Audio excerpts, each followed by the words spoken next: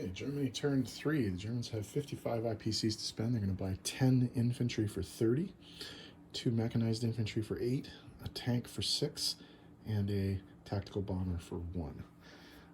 They will be declaring 2 naval battles. So they're going to go after the American destroyer in Sea Zone 103 with the submarine in Sea Zone 109. And they will be declaring war on the Russians.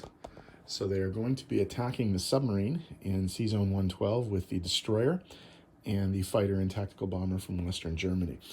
The rest of the fleet here is going to be making an unopposed amphibious landing.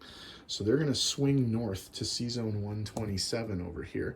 They're going to pick up all the guys in Norway. So that's 2 tanks, 1 artillery, and 3 infantry. And they're going to drop them off in Venezia and have a nice little force right there. 1 infantry each from Finland is going to be going into Karelia and Vyborg. 1 infantry from Poland is going to be going into the Baltic states. 1 infantry from 1 infantry from Romania is going to go into Bessarabia.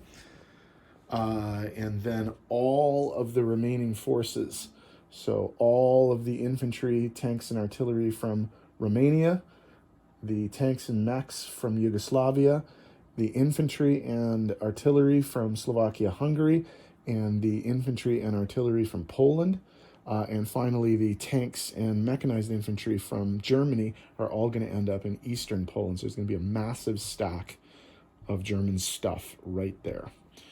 So let's roll the dice for the naval stuff, but all of the land battles are walk-ins. So I'll just tidy up the board and then get the dice ready to go for the naval battles.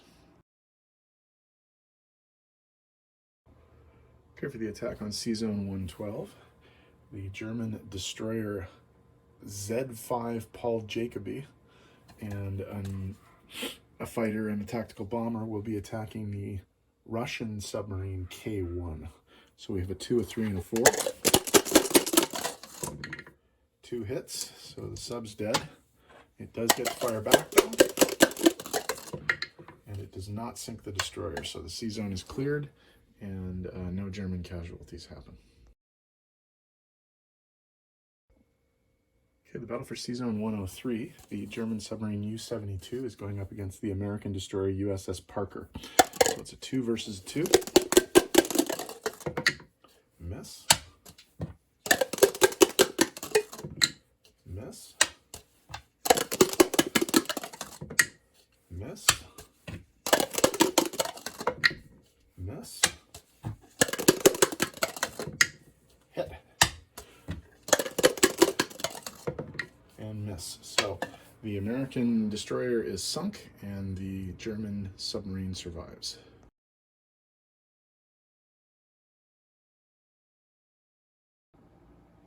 All right, for German non-combat, the planes involved in the Sea Zone 112 attack are going to land back in Western Germany.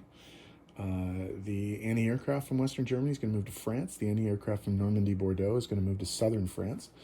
The 2 fighters down in Algeria are going to come 1, 2, 3, 4 back to Western Germany. The anti-aircraft in Germany is going to move to Western Germany. The anti-aircrafts in Poland, Slovakia, Hungary, and Romania are all going to move into eastern Poland to support this giant force that is assembling there. So I think that's all the non-combat, so I will finish that off.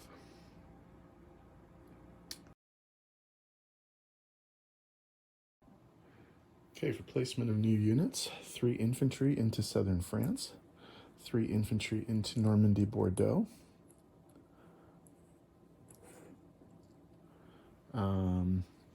4 infantry and 1 tactical bomber into Western Germany, and then 2 mechs and a tank into Germany proper. All right, income adjustments. A lot of stuff in Russia is changing hands. So Venezia is not worth anything, but that's German now. Karelia is worth something, so that's 1. Vyborg is worth 0. Baltic States is worth 1. Eastern Poland is worth 1, and Bessarabia is worth 0. So they're going to take 3 IPCs away from the Russians. So if we go 44 to 47 for the Germans, and then 37 to 34 for the Russians.